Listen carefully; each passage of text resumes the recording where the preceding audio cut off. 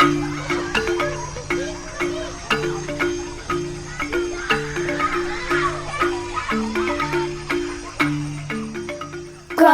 Up Weird. Hi, and welcome to Growing Up Weird, the podcast where we explore how the earliest chapters of Western childhoods shape the health stories that we then carry into our adulthoods. I'm Dr. Greg Dickens, scientist and consultant in medical innovation, and I am here with Dr. Gwen Bradbury. Hello! Who is a healthcare researcher, author, and your guide through the science stories and traditional strategies that connect childhood beginnings to lifelong good health. Each week, we dig into the newest evidence, understand how it links together, and walk through some of the changes that we in the West could make to give kids decades of better health. So, whether you're a parent, a teacher, a healthcare professional, or simply curious about how the body and brain develop over time, you're in the right place. Are you ready? Have you got a cup of tea? Good. We begin, as ever, with the news. Gwen, do you have any news? I do. I have one pretty cool paper. Nice. I have one pretty cool paper as well. I have like 6 pretty rubbish papers, which I'm not going to go through. I just know that most science is incremental and boring, but very valuable. Very valuable. But I have one fun, interesting paper. Fantastic. What's yours? So mine was sent to me by Rebecca. Thank you very much, Rebecca. This was a very good read. This is a study from Thayer et al. In the journal Anthropology. And they asked the question, so we know that planned C-sections alter how a child's and adult stress response works, certainly into adulthood. Sure, yeah. But they asked the question, what is there a difference between planned caesarean sections and emergency caesarean sections on the effect on the stress response? So is it the stuff that goes around the planning, or is it the actual action? Yeah, absolutely. Or in almost another way, is there a difference between C-sections that happen after labour and C-sections that happen before labour? Of course, right? Of course, yeah. That's a sort of big difference between planned and emergency C-sections.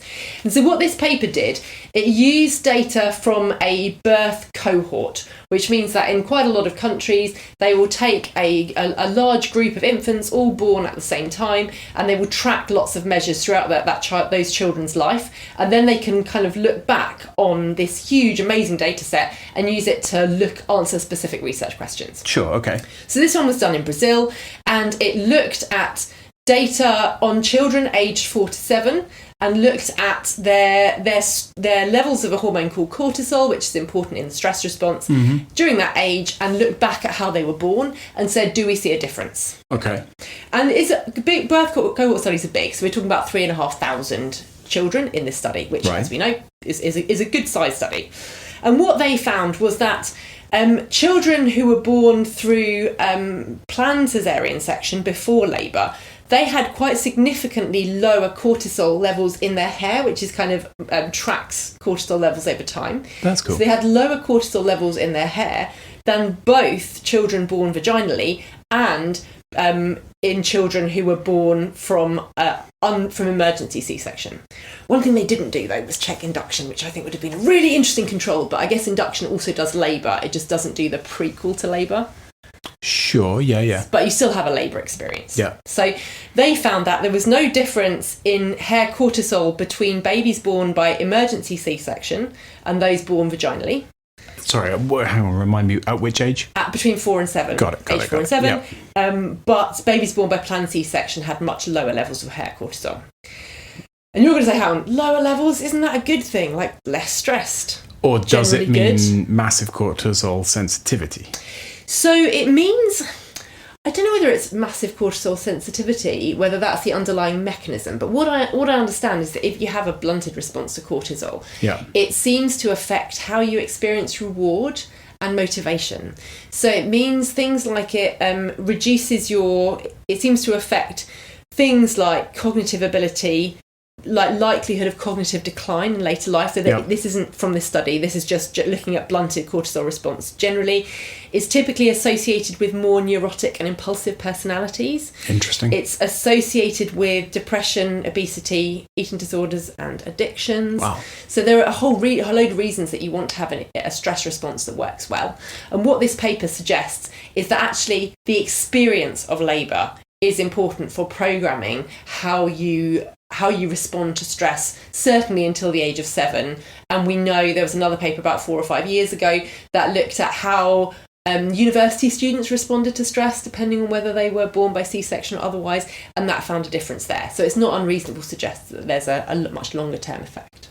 This is reminding me of a paper I talked about in the news, I don't know, back in May, June maybe, which said there were three states of your cortisol system based on early childhood difficulty or challenge. One was you have the right amount of cortisol and you react to it properly. One was you don't have enough cortisol and you react to it in a blunted way. And one was you have loads of cortisol, you react to it in a very heightened way. Both of those two could be outcomes of childhood adverse experience depending on date. Interesting. Or, age. Oh, yes. I will see if I can fish out that link, but I bet those two papers tie together well. Really interesting, because certainly blunting of cortisol response is what we see in certain, it implies that missing out on labour is analogous to other adverse childhood experiences, which is not something that I'd kind of, you when you think about labour, it might only be sort of 6 hours or something. It's quite hard for us to think, how can 6 hours make such a big difference throughout your life? 6 hours if you're lucky. Yeah. I know, 6 hours if you're lucky, gosh. Like 5 days. But yes. But we also think imagine the cortisol response that comes from that. I will ask the children how they are. But we also think about adverse childhood events as being something that has happened to you rather than something that hasn't happened to you. That's a really good point, yeah. Whereas this paper is saying the lack of this thing is in itself an adverse childhood event.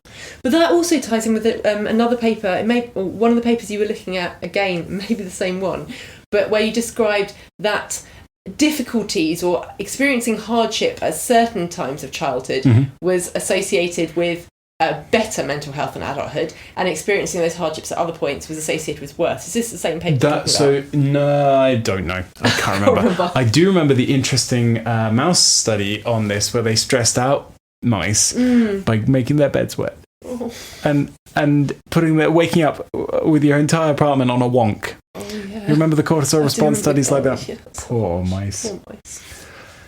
So what I think I got from this paper is that many people go into birth hoping to have a smooth experience and a quote-unquote natural birth. Sure. And because of many failings in the system, because of them not being supported in the way they want, and sometimes because of completely unavoidable medical problems, they will end up with a caesarean section.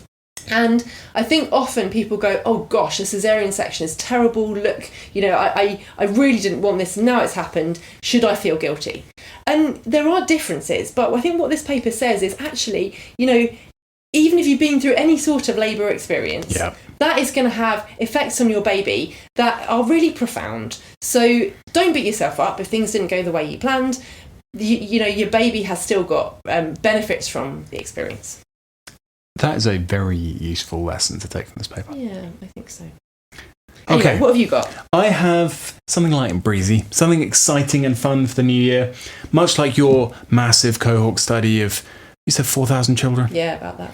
We have 31 children in this one. It's Wow, a similar okay, scale, really profound, as I said. But it's a nice piece of science done by the Graduate School of Sports Sciences in, where is that? Saitama in Japan. It's part of Waseda University, and this was done by Takeshi Naito et al. Published about 2 weeks ago. And they said, right, we've got a class of 31 kids here, and we are going to give them the Stroop task. You familiar with the Stroop task? Is it a running one? No, not at all. Okay. That's the Stoop task. That's where you fall over. No, the Stroop task is the one where they show you a word and it's written in a colour and it says a different colour. Oh, yeah, okay. And they either say, tell me what colour it is, or tell me what it says. Yeah. And they flash them at you really quickly, and you have to try and either read them or tell them what colour it is, depending on what leg of the task you're on. It's really very difficult. Doing this to small children, and these kids were 12 years old. Okay. They probably did better at it than I would. Anyway. They said, right, half of the class are going to sit down, wait a particular period of time, then do the test. The other half are going to have 3.5 minutes of light exercise. And by light exercise, I mean their heart rate did not go up by more than 10%. Okay, right. So light exercise. Okay.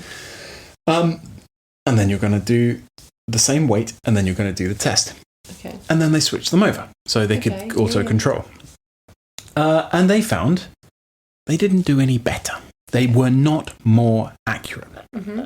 But reaction times were significantly better, and they felt a heck of a lot happier doing it. Aww. And so they say at the bottom, these findings suggest that this simple intervention could be a practical strategy for improving cognitive and emotional outcomes in school. And it's just a perfect little self-contained small piece of science. This must have been cheap and easy to do. Yeah. And it just lends a little bit of evidence to, look, if you let the kids run around for a couple of minutes, they will do better in school. And that's all it says. Yeah. They will be more attentive, they'll be happier, and they'll be quicker to do things. They might not be different kids with new brains that work better, but they'll have a nicer time and they'll get to the answer quicker. And that's all it says. And it's just small and self-contained. I thought it was cute. Yeah. Oh, it's so good, isn't it? And it's one of those things that, as you and I know, we have talked to the school on behalf of our child who has extra needs to say, please can you do this? And they make an effort to. And you think, this is something that you should be doing for everyone. Why are you not doing this for children? But then it's so hard for teachers. They get so squashed because they've got so much they've got to do and so many outcome measures. And you're like, just has to be a tiny little bit of space. But there's a difference between one person trying to re-corral 31 kids and this group, which I will bet you included a teacher, 4 researchers, and 2 teaching assistants. Yeah. It just comes down to kids in classes and number of teachers.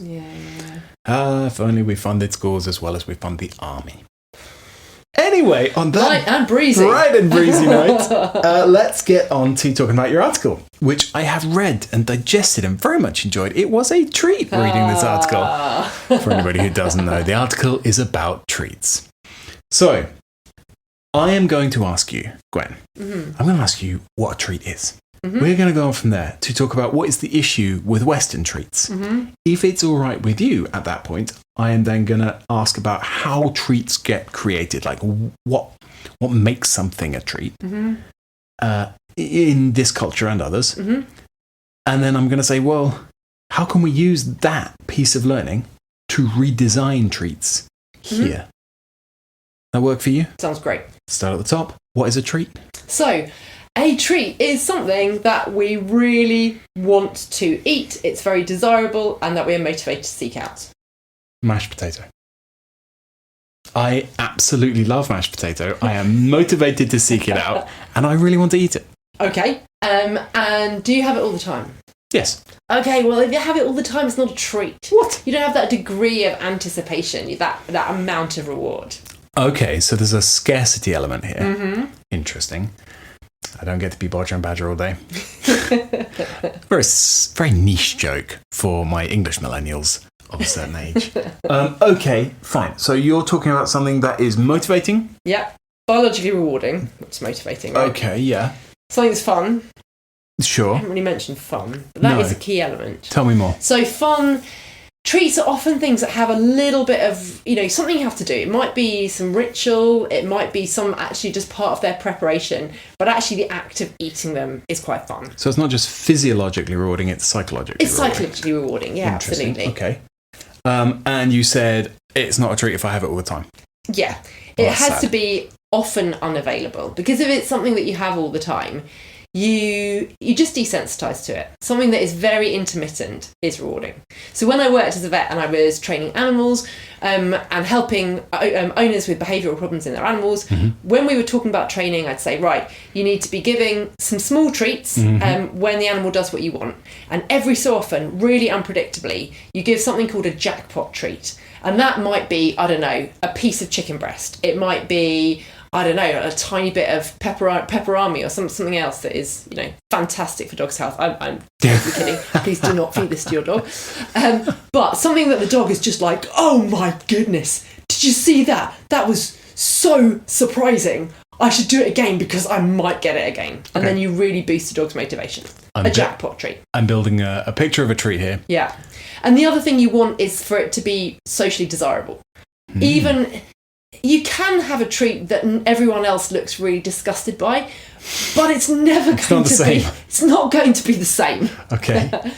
Interesting. Treats are created by cultures as well as by individuals. Biologically rewarding, psychologically rewarding, sociologically rewarding, and what's the other one? Rare. Oh, you almost had them all exactly the same. I You're did such my a best. consultant. Temporologically. Yeah, no, I'm sorry. I do like to fit them onto a PowerPoint slide, don't I?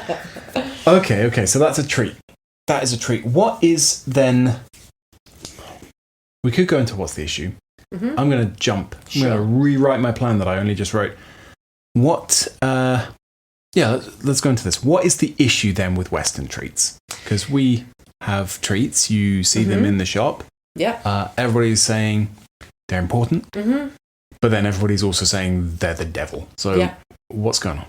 So the problem with Western treats is that they generally are things that make kids sicker or sadder. If I were to... Sorry, that was my thinking click. Don't do a thinking click that sounds just like a quickly let's cut this last section. For anybody who doesn't know what I just did, that is my thinking click, which is very similar to my you need to cut this piece out of the recording click. I apologise. Okay. You've described... what are you describing there? Mostly sugar. Mostly sugar, yeah. Or...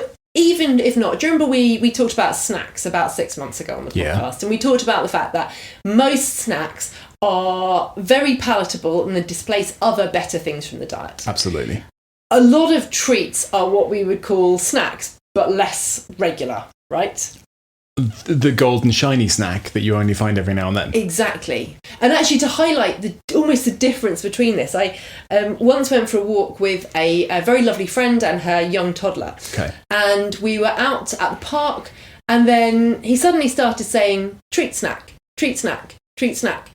And I was like, what is he saying? And she said, that is, she looked at her watch, she said, it's 2 p.m. That's when he normally has his has a treat.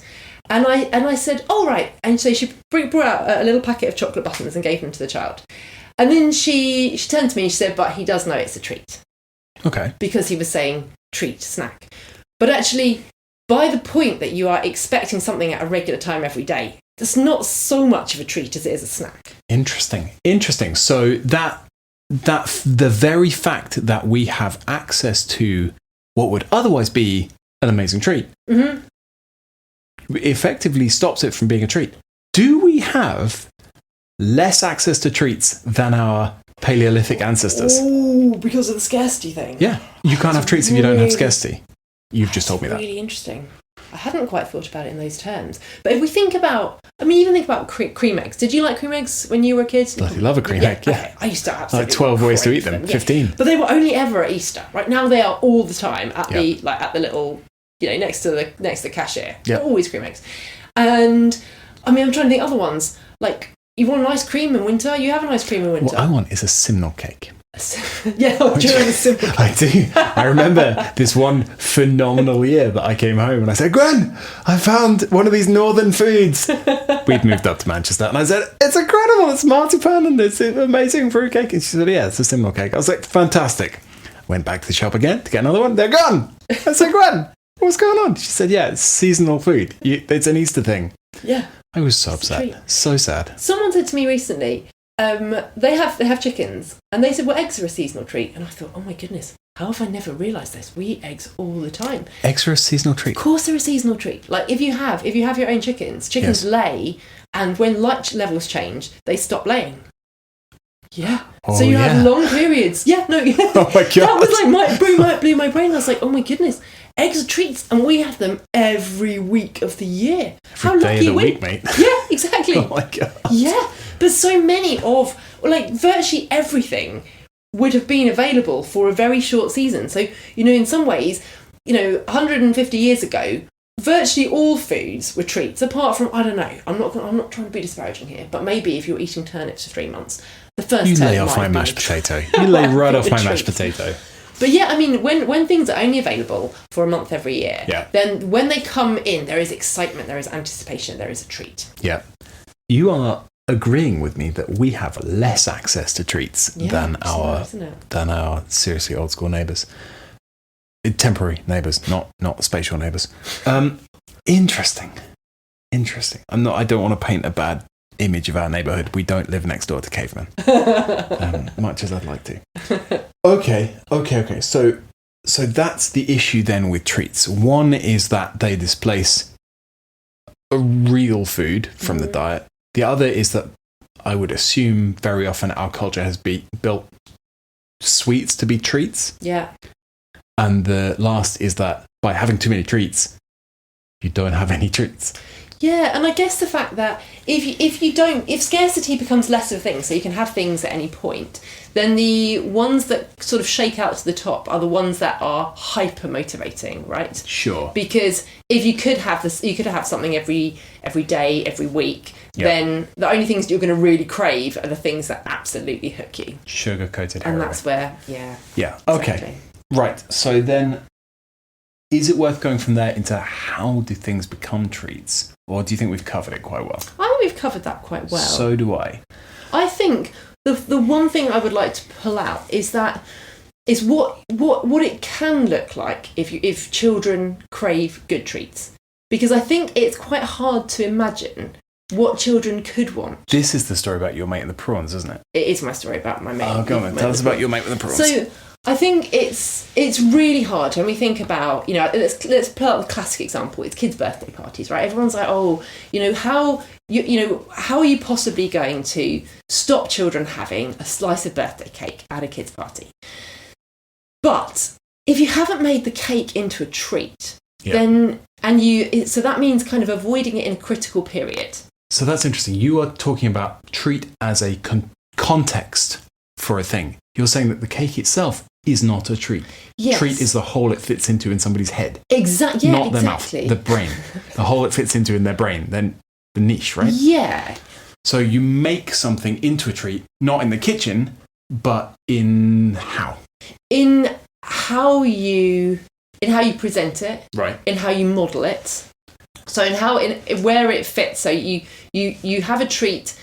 A thing becomes a treat if it's at a very exciting occasion. Sure. Where lots of other people are enjoying it as well. So that's the modelling thing, That's right? the modelling. Go on. Where it is given as a gift or a reward.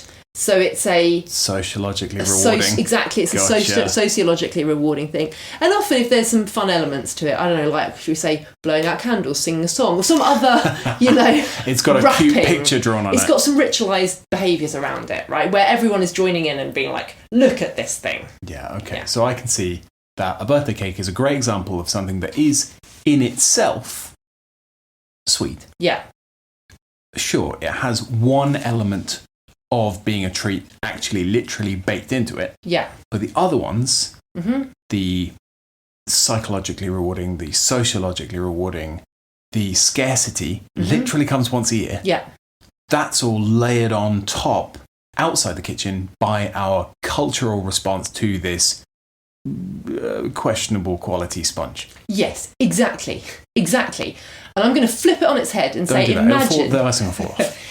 Imagine if you could make a celebration where you had something that was like cerebrally really disgusting, but you did something very similar to it for a cake and you made it a massive treat. Okay.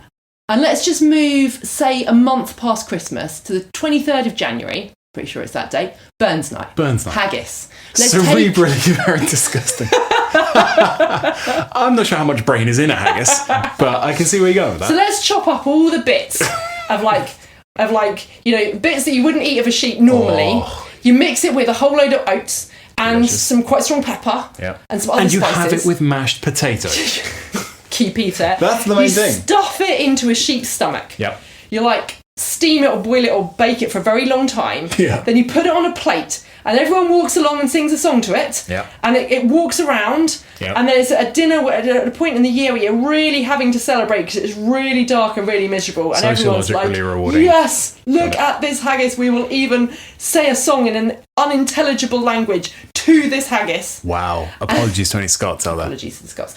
And then we will make this thing into an enormous treat and focus of a celebration. There's no sugar in haggis. There's not really anything that we would often crave in haggis. Yet it is still, nowadays. It's awfully good though. Nowadays, thank you, Greg. We were going to get a pun in there somewhere.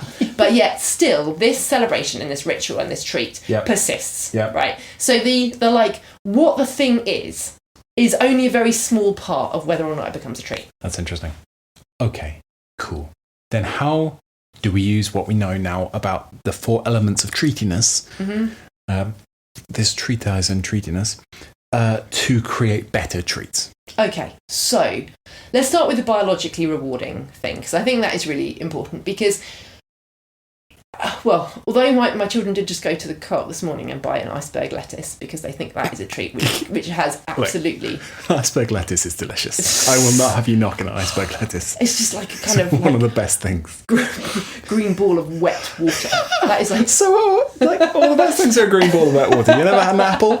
Sitting down on a train and eating an iceberg lettuce like an apple and having... people look at you like a lunatic is one of life's great joys. Normally, treats are biologically rewarding, which means that they have something more than wet water in. So, typically, fat or sugar or salt or some kind of mixture of the 3. Sure. Right? Yeah. Now, there are loads of different things that can be biologically rewarding. They do not have to be things containing added sugar. Understood. However, in order to have children that appreciate those different biologically rewarding foodstuffs that aren't those with added sugar, it's really important to restrict the amount of added sugar that you give to children in that period where they're developing their tastes. Yeah, you don't want to blow the top of their palate. Exactly, blow the top of their palate. So that is why it's really important to not provide access to the hyper rewarding stuff in the first, what would you say, 3 to 5 years? 1,000 days is how it's a lot of people talk about the 1,000 days, but 5 years is... I'd go with 5 years. Because at that point, then you have a child that doesn't know they should want the stuff with added sugar, and instead really does want the sweetest things they have, which typically are fruits. Sure, I gotcha. So the biologically rewarding thing is how do we find something that is really delicious, and that usually involves having fat or salt or sugar. Preferably in a natural format rather than an ultra-processed one where they're combined. But so that's 2 things there. The way you make a food really delicious is half in the food and half in how you set up the kid's palate. Exactly. Okay, fine. Yeah. So that's step 1. Step 1. What do you do? Making it biologically rewarding. Second, make it psychologically rewarding. Okay. So how do you do that? Often you try and build some kind of challenge or something that you have to work for around that food. Oh, you're looking for a little dopamine spike. So, for example, again, if I go back to dog training, one of the ways that you make any reward more interesting for a dog is you ask the dog to do something before you give the reward. And that sounds kind of counterintuitive. If you have a very food motivated dog, they'll eat whatever. But if you have a dog that isn't that food motivated and you offer something, or you ask them to sit and then offer it, their motivation is stronger after they've sat. Because there's a little bit of expectation there. Yeah, and it does slot into that inbuilt mammalian dopamine reward system, which is waiting for an activation before it waits for a dopaminergic response. Yeah, right? Absolutely. Fascinating. So what does that mean? Things are like peeling fruit, shelling an egg. What other ones? Pistachios. They're fantastic. Like cracking the little shells open. Any other ones? Oh, prawn. If we think about our prawny friend, peeling prawns. I mean, as an entomologist, I find that deeply upsetting. I'm sorry. You're talking about literally skinning my favourite animals. I'm so sorry. But I can see how it might be interesting. It'll be fun. Yeah. Okay. So, biologically rewarding, fun. Yeah. Sociologically rewarding. Sociologically rewarding. Well, that again is modelling really enjoying something. Yep. So making sure that the child sees other people enjoying it. Yes. Okay. Yeah.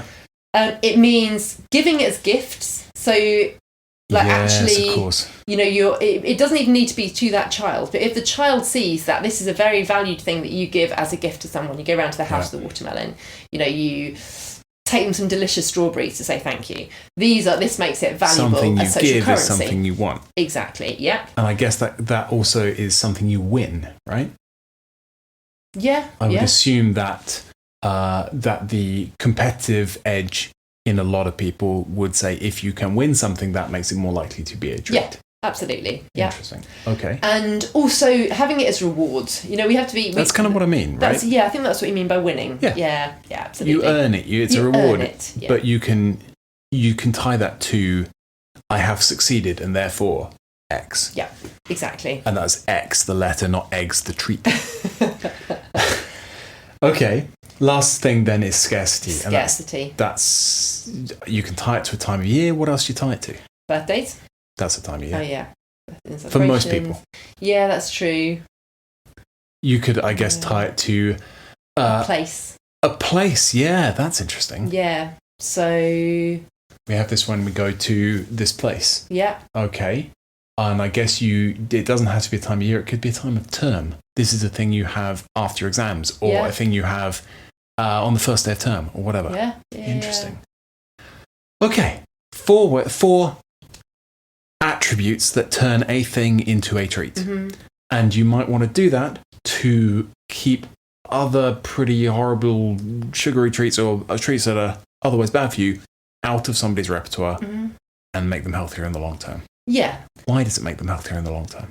Because it sets them up for during life when they are feeling down or when they're feeling really up, that they've done something great, then the first thing that they turn to isn't going to be something that makes them feel worse emotionally or physically, which is like the absolute opposite of what we're trying to achieve. For clarity here, you should know, anybody who doesn't already know off the top of their head, sugar is going to get... Sugar and a couple of other things, mostly ultra-processed foods, get in the way of your liver, they get in the way of your inflammatory state, and they crash your mood, both in the short term and the slightly longer term, so 36 to 48 hours.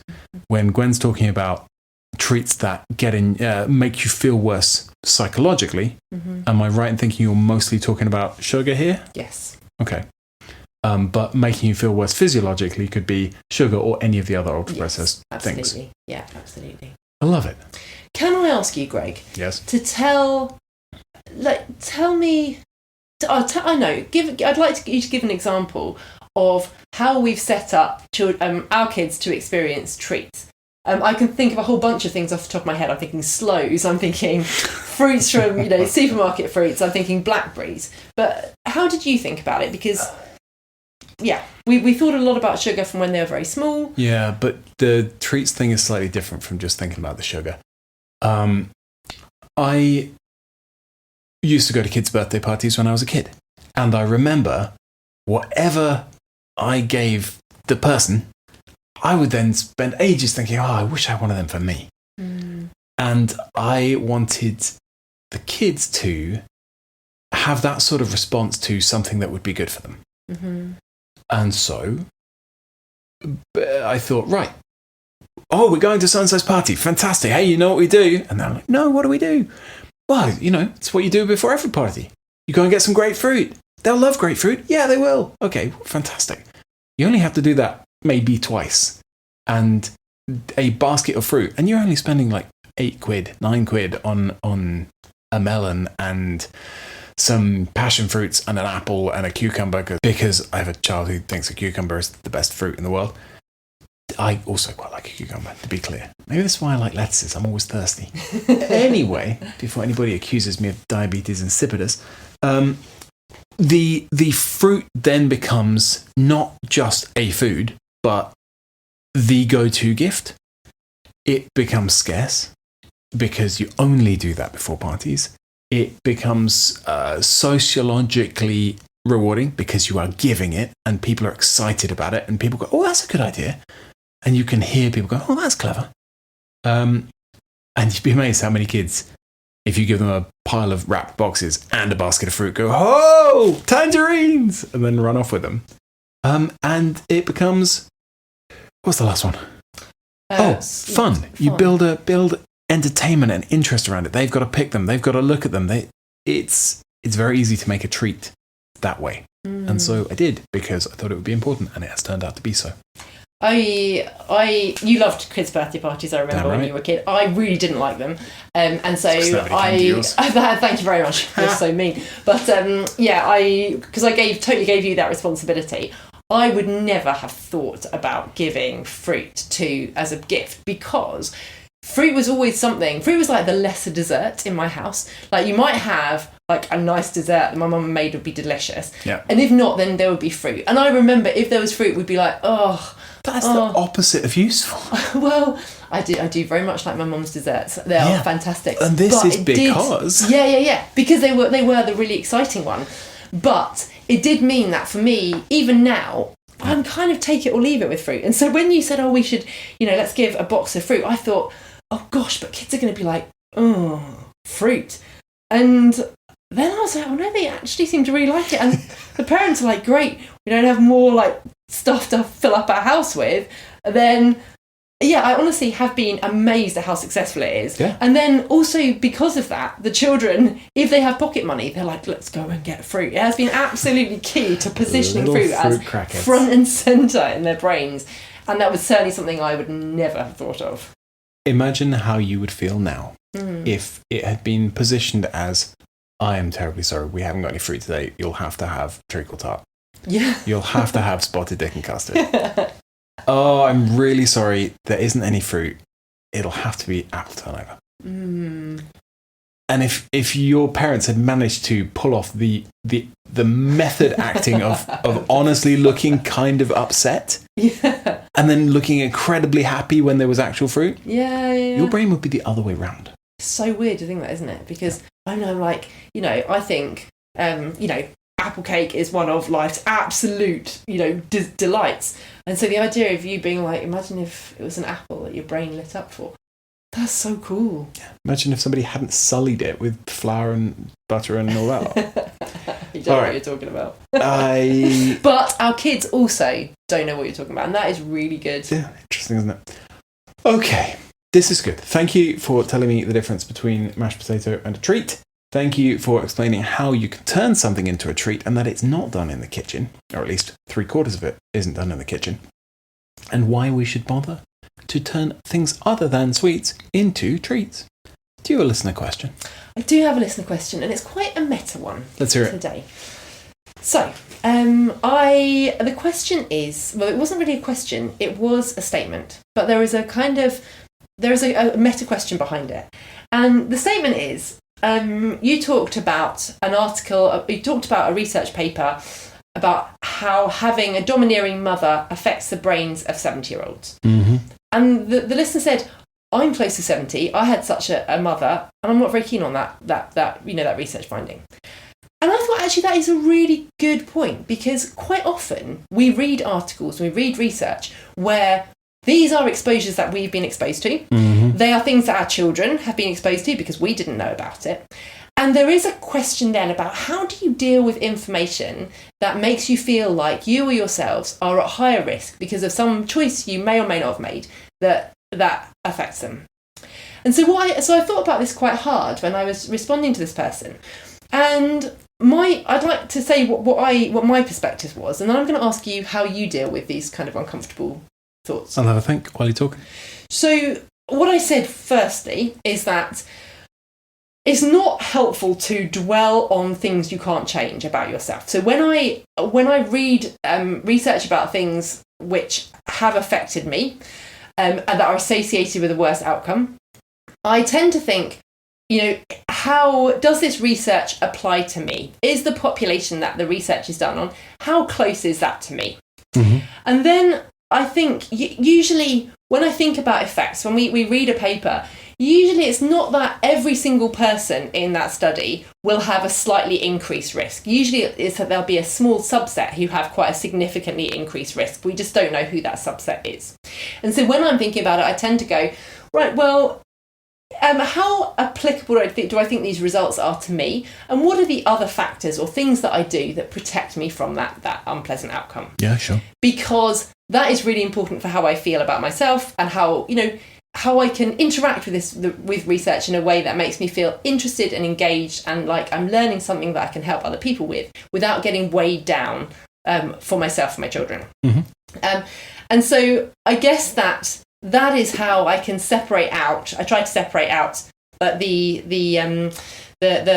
negative feelings from the positive feelings, so I can feel interested and excited and engaged about how to help other people who haven't yet been exposed. What's your thoughts on it? That's one way to do it. Mm-hmm. There is a very different way to do it, which is to be utterly and completely honest with yourself and say, I did not know, and therefore I did not make a bad choice. Because opening a door that has a tiger behind it, if you do not know the tiger is there, is not a mistake. It's not something to be regretted. It's bad luck. Like, I was raised on a very, very high sugar diet because the evidence at the time said, and we can talk about how much the sugar industry paid for this evidence and how much the General Medical Council is perhaps negligent in letting this evidence get through. But the evidence available to the public at the time said, sugar's good for you. Fat is the devil. You stay away from fat and you'll live forever. Sugar's good for you. And if you can stay away from glucose, so you don't raise your glycemic index, all the better. So what did parents who were in the know do? They tried to buy fructose, pure fruit sugar, because it did not raise glycemic index and you could put it in stuff and it would be good for you. And it turned out that was absolutely incorrect. Like, properly dangerous information to be shared. It should never have been shared with the public. And it led to health outcomes for me that I have not enjoyed for the last 40 years. Do I have any blame against my parents here? Am I cross with them at all? No, not a bit of it. The fact that the evidence has come out and said, oh, behind that door there was a tiger. Well, that's not their bloody fault. That's just bad luck. So I would say yes, the way Gwen has described it is a good way to say, oh, maybe it won't affect me. Maybe there are things I can do to mitigate. Maybe all of this stuff. But at the purest ideological level, acting on the information you have at a given second is not something to regret. You should not, you cannot regret things you did not know. So, yeah, it's terrible, terrible luck for many of us that I can certainly think of ways I've treated my kids that I wish I'd known the science before I did that. They would be happier, healthier, less likely to suffer certain things because of this information that I did not have. And if I let myself regret making choices based on information that wasn't yet available, I would go utterly mad. So instead, I'm going to use my protective arrogance and I'm going to say, you know what? That's just bad luck. That wasn't a bad choice. That was bad luck. And I'm going to go, I will make choices in future based on the information I have now. Exactly. And I think that point is the final element of this, which is that if you think that you or your children are at slightly higher risk of something because something has happened in the past, that is not predestination. It is a slightly higher risk. And actually, one of the things we often talk about is actually we can line things up to go really well right at the beginning. It's really efficient and we don't have to do so much. But if we miss that boat, there are always other boats. I don't know. Yeah, there's always a ferry leaving at 30 minutes past the hour every hour. Exactly. Get on the next one. There is always another boat. And it might mean that you have to do more. Yep. You have to work harder. You have to put more things in place. You have to do something different. But bodies are incredibly plastic. And so there is loads you can do to protect yourself, even if you had an outcome, or not an outcome, a experience earlier in life, or your children did, that put you at risk. There is so much you can do to protect yourself and strengthen yourself at any point in your life. Small round of applause. Well said, Gwenver. For anybody not familiar with the word plastic, it doesn't necessarily mean a polymer. It can mean changeable. Yeah. Bodies are amazing. I love human bodies. They have enormous capacity to adapt. Yeah. Second only to the insects. On that note. Thank you very much for listening to Growing Up Weird with me, Dr. Greg Dickens. And me, Dr. Gwen Bradbury. Catch you next time. Bye.